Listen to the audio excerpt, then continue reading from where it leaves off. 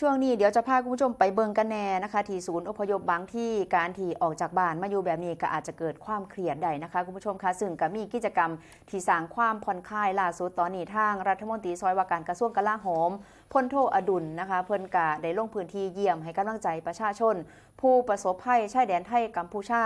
อยู่ที่ศูนย์พักพิงชั่วคราวซึ่งเพิ่นก็บ่ได้ไปผู้เดียวค่ะเพิ่นได้นำตลกซื้อดังในตำนานนั่นก็คือคุณหม่ำจกหมกและก็ป๋าเทพโพงามรวมวงดุริยางค์มทบ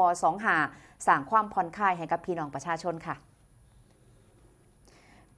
โดยทางพลโทอดุลบุญธรรมเจริญรัฐมนตรีซอยว่าการกระทรวงกลาโหมก็ลงพื้นที่เยี่ยมให้กำลังใจประชาชนผู้อพยพอยู่ในศูนย์พักพิงชั่วคราวมหาวิทยาลัยราชภัฏสุรินทร์และก็มหาวิทยาลัยเทคโนโลยีรา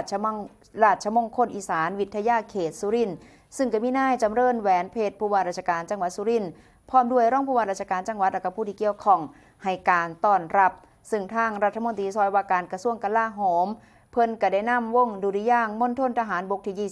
25มาเล่นดนตรีเพื่อสร้างบรรยากาศความผ่อนคลายให้แก่ผู้ประสบภัยจากการสู้รบบริเวณชายแดนไทยกัมพูชา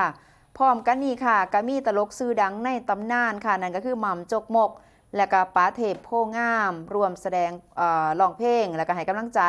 เล่นกิจกรรมสร้างความบันเทิงให้แก่ประชาชนอยู่ที่ศูนย์พักพิงค่ะซึ่งเพิ่นกะได้มีการนำอาหารนะคะไปมอบให้นำไม่ว่าจะเป็นขนมจีนและก็นำดื่มข